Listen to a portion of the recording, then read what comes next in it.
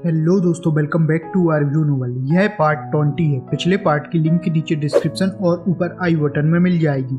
चलिए तो वीडियो शुरू करते हैं। फॉक्स आई ब्लड लाइन दूसरी ब्लड लाइन के साथ फ्यूज नहीं हो रही होती है, लेकिन तांगसन ने हार नहीं मानी होती है और अपनी पूरी ही पावर को एक साथ जुटाकर स्काई फॉक्स आई को सही करने में लगा देता है और एक बार फिर सभी मार्कों को चेंज कर देता है, जिससे काफी टाइम बाद एनर्जी की फ्लक्चुएशन के साथ तियान्यू चेंज, टाइम चेंज और जिनपिंग चेंज तीनों के स्टेबल होने के साथ सब सही हो जाता है।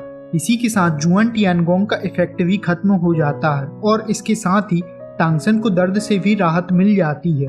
व्हाइट होलो आगे बढ़ता है और इसी तरह से यह फ्यूज हो जाता है।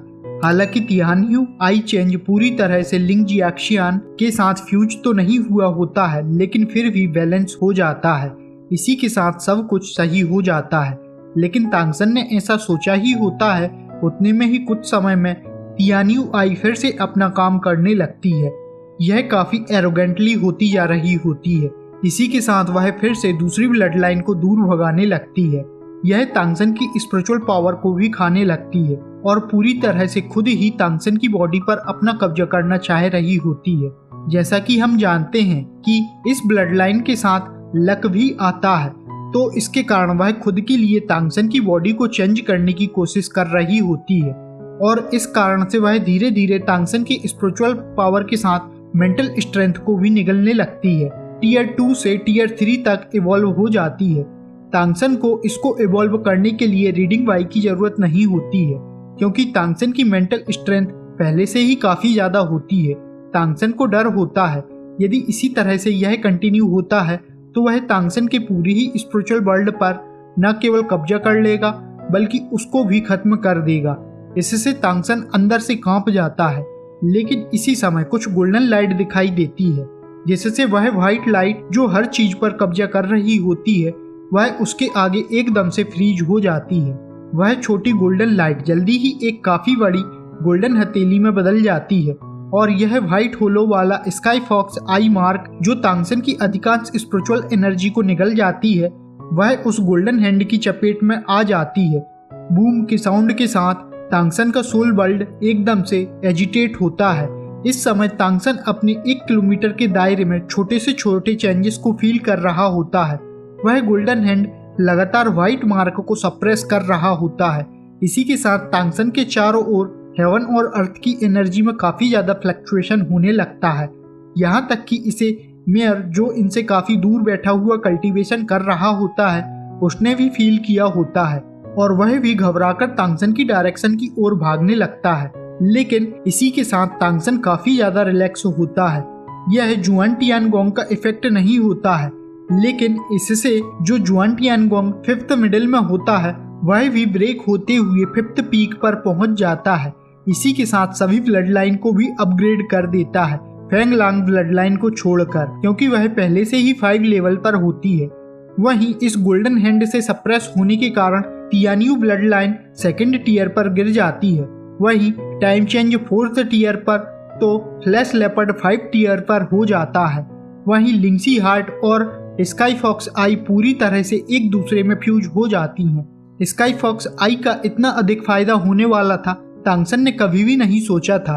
यह कितना पावरफुल हो सकता है कि खुद 2nd टीयर पर है, लेकिन फिर भी सभी मार्क या कहा जाए दूसरी ब्लड लाइन की हालत खराब कर दी होती है। वह गोल्डन हैंड तांगसन का डिवाइन सेंस होता है, जो तांगसन अपने साथ ला पाया होता है। यह होता तो काफी कम है, लेकिन इसके यूज इनफाइनाइट हो सकते हैं। लेकिन तांगसन को डर होता है यह किसी कारण से भी खत्म हो सकता है, जिससे तांगसन ने अभी तक इसका यूज नहीं किया होता है।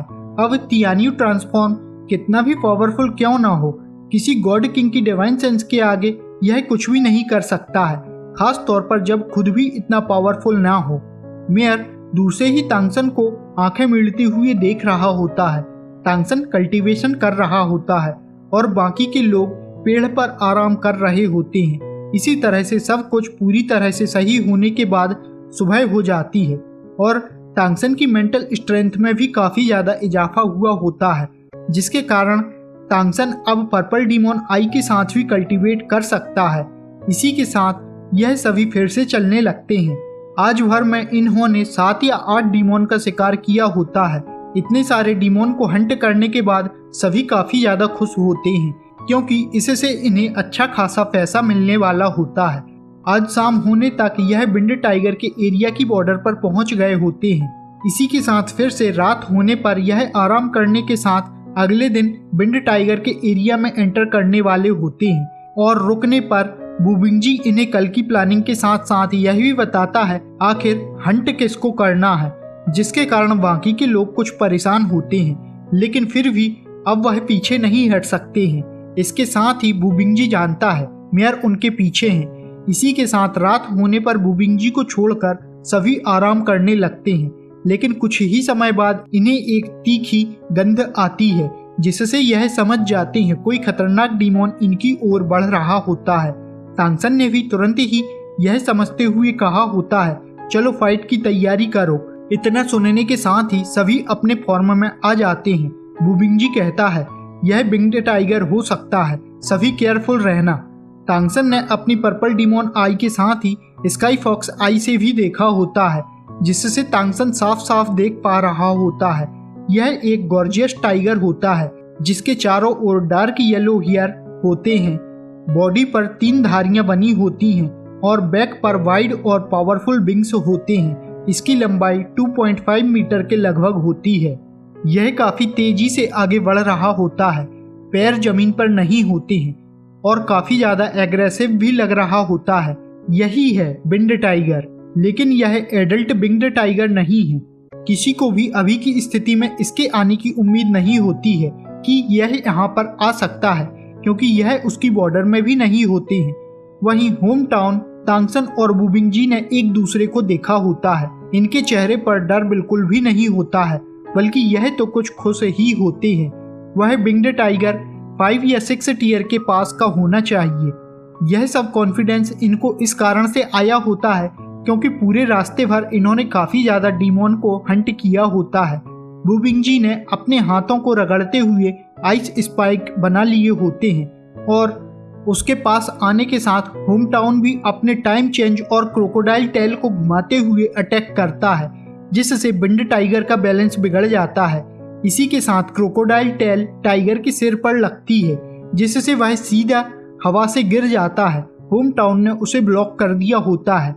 इसी के साथ वुबिंगजी ने आइस स्पाइक को हैंड एरो की टेक्निक से लॉन्च किया होता है, जो सीधे ही विंड टाइगर की आंखों में चला जाता है। इस समय तांगसन के हाथों में भी विंड ब्लेड दिखाई देते हैं। तांगसन ने 18 विंड ब्लेड से अटैक कर दिया होता है। अब तक टाइगर होम टाउन के अटैक से फ्री हो गया होता है, जिससे वह काफी जोर से दहाड़ मारता है, लेकिन इससे पहले वह कुछ करता, वुबिंगजी का आइकॉन उसकी आंखों में हिट करता है, जिससे विंग्ड टाइगर की भी चीख निकलती है। इसी के साथ उसने अपनी आंखों को बंद कर लिया होता है और टाइगर के विंग्स से ब्लू येलो लाइट काफी तेजी से निकलने लगती है और वह अपने सेंटर से 3 मीटर से अधिक के डायोमीटर में बॉल में बदल जाती है, जिससे टाइगर की बॉडी पूरी ही तरह से उसके अंदर होती है।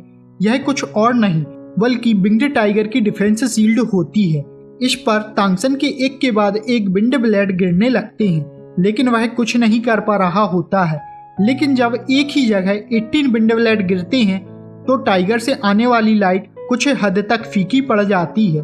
टाइगर की शील्ड को देखते हुए वुबिंगजी और होम टाउन घबरा गए होते हैं, लेकिन आखिरी विंड ब्लेड गिरने से शील्ड ब्रेक हो जाती है।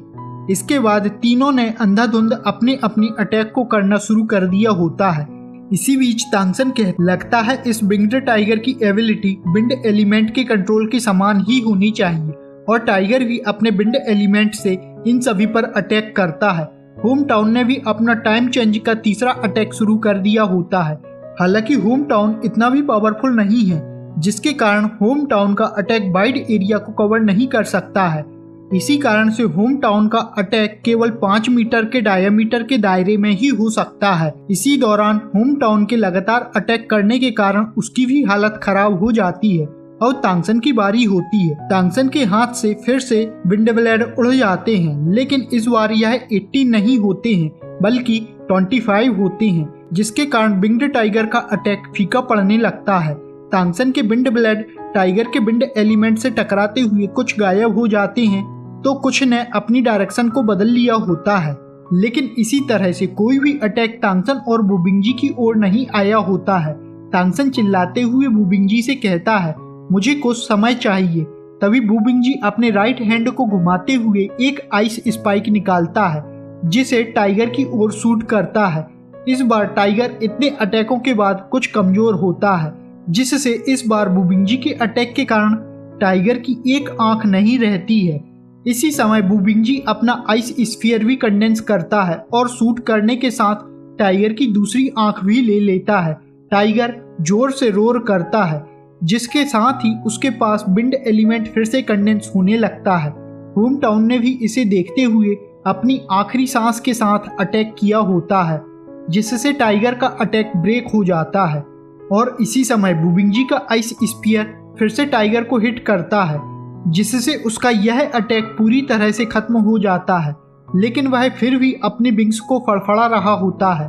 उसकी तेज हवा ने होम टाउन को हवा में उड़ा दिया होता है और टाइगर भी हवा में आ जाता है। इसके साथ ही उसकी स्पीड काफी अधिक बढ़ जाती है। तांगसन के कहे अनुसार वुबिंगजी ने तांगसन को काफी टाइम दे दिया होता है। इसके साथ वुबिंगजी अपना लास्ट अटैक भी करता है और वुबिंगजी के इसी अटैक के दौरान वुबिंगजी की बॉडी जम जाती है और अगले ही पल में जमीन से कई सारे आइस स्पाइक निकलने लगते हैं। यह आइस स्पाइक लगभग 2 मीटर के होते हैं। इसी के साथ एक ठंड भरी लहर भी निकलती है। इससे विंड टाइगर का अटैक कुछ कम हो जाता है और एक एयर बॉल के बवंडर में बदल जाता है। आइस स्पाइक भी उसी तरफ बढ़ते हुए विस्फोट कर रहे होते हैं, जिससे आसमान में एक काफी बड़ा आइसी क्लाउड बन जाता है। यह वुबिंगजी की जिंदगी का सबसे पावरफुल अटैक होता है।